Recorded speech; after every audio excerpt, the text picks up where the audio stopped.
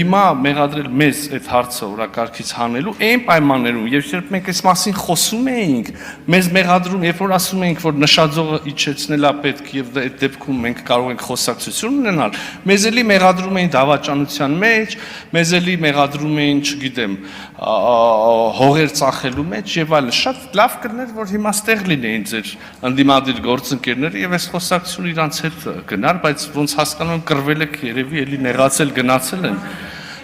Շատ բարի դրացիական մթնոլորտում գնացել են, չեն կռվել։ Չգիտեմ ինչ է, դե ասածս ինչ է, այսինքն իրենք որևէ կերպ հրաժարվում էին մասնակցել այդ